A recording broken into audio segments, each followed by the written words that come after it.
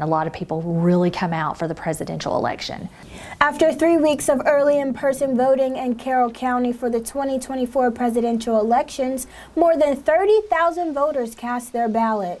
We had 32,524, and then the last week of early voting, we opened up our Powell Park precinct in Villa Rica, and we did 6,496.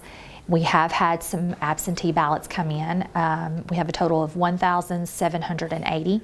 And so for the grand total of early voting is 39,020.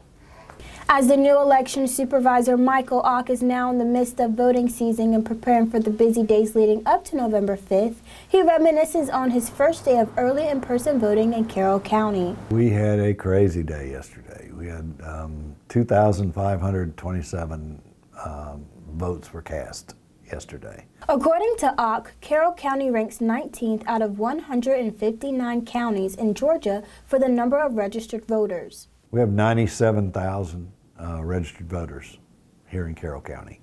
About 84,000 are considered active voters that have voted in the last two presidentials. Ock began this position in July, just 3 months before the busy days of early in-person voting began for the presidential election, following the retirement of Carroll County's former elections and registration supervisor, Greg Rigby. Here in elections, you know, we have a job to do, and that's to make sure that we perform these elections accurately and with integrity. And I think we do a great job of it.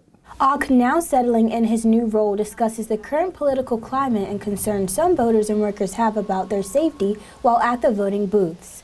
These concerns are encouraging other counties to implement safety measures. However, Ock sees otherwise.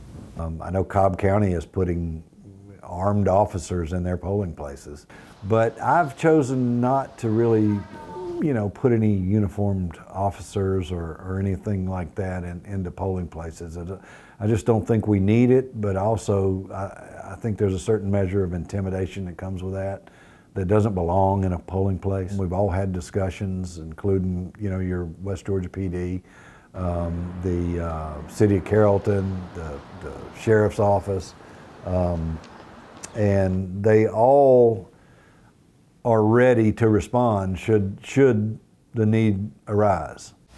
Although people engage in early in-person voting, there's still Election Day on November 5th, and Ock is confident that Carroll County is prepared for this day. The presidential election is a big one, so we make sure that we've got all the equipment available, ready to go, and we just gear up for large crowds and a lot of business. A lot of voters coming through, so we're ready for it. Reporting for WUTV, I'm Destiny Alston.